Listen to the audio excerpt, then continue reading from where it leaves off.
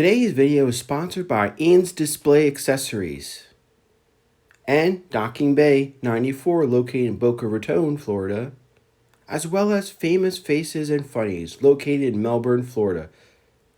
Check on the link below.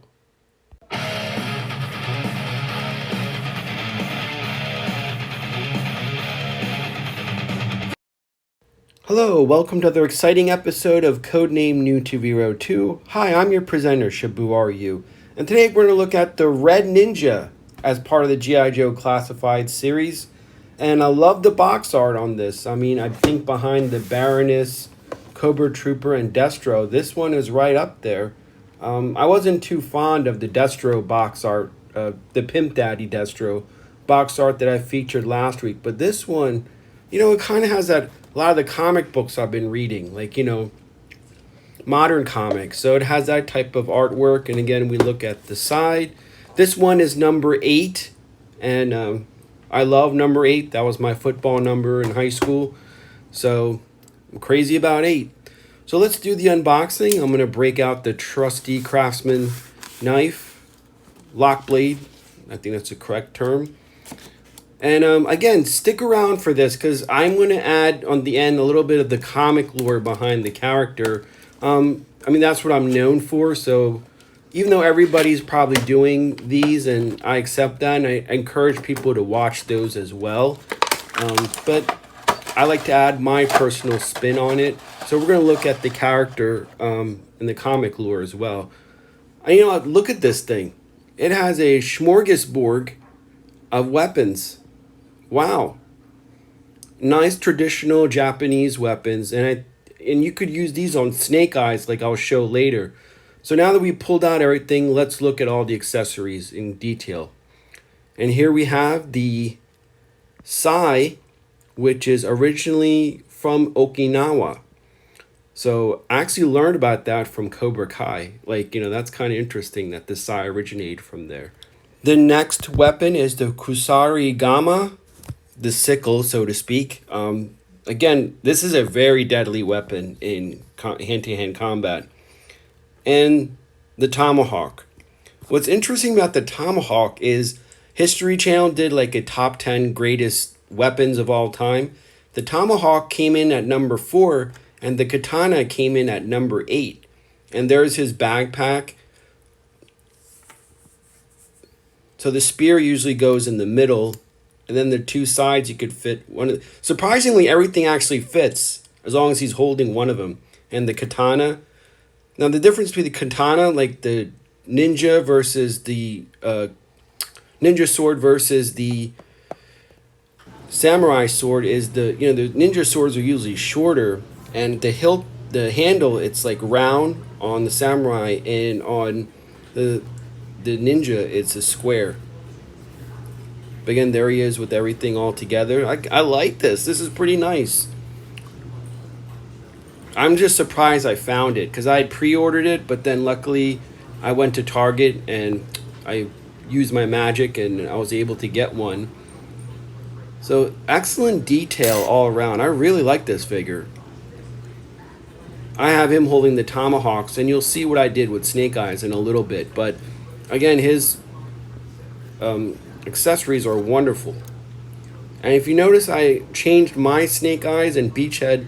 I found these guns, and I think they are more better than the ones that came with the figures. So I swapped them out, did a little custom. You see Beachhead there with the grenade launcher a la Leathernecks gun. So I think that looks great. And you see I put my Snake Eyes. I equipped him with the Sai, and it looks a lot better. Again, I'm going to paint mine. I like to paint my weapons with a nice like silver blade on them. So I'm going to detail mine up a little bit later, but excellent all around. All right, before I point out some notable toy figures, let's talk about the elephant in the room, and that's the 92 Mail Away Cobra Ninja. It's just a recolor of the version 1 of Storm Shadow. Now, this character has no Marvel comic or cartoon appearances. In short, he doesn't exist in the mythos. But who does exist is actually the Red Ninjas, who made their first vintage appearance in 1992. Doesn't look like anything in the comics, but that's what they gave us. Here's another of the more famous ones. This '04 one is actually one of the more famous ones. And then there's the '05 that came in the comic pack. I like this version a lot. I think this is the epitome of what the Red Ninjas should look like. And of course, this is the 25th anniversary issue of the Red Ninja, another famous one a lot of people have. And ironically, this is, if you guys don't know about Sideshow Collectibles Red Ninja, this is like $300, $400 for this thing. It's freaking amazing. Alrighty, well, the first appearance is actually in issue number 21. That's right, a fact often overlooked because of all the milestones associated with it. But yep, that's when they first came. Now, they're renegade members of the Arashikage clan and rival clans. So basically, they were so bad they got kicked out of the clan, and then they formed this group where they're just mercenaries. They have no political loyalty. And since I cover the IDW, the Dawn of the Arashikage, issue 245 to 250, where it's Dawn Marino's coming out party, she goes apeshit on all of these Red Ninjas. And it's amazing. Nito Diaz's artwork is phenomenal.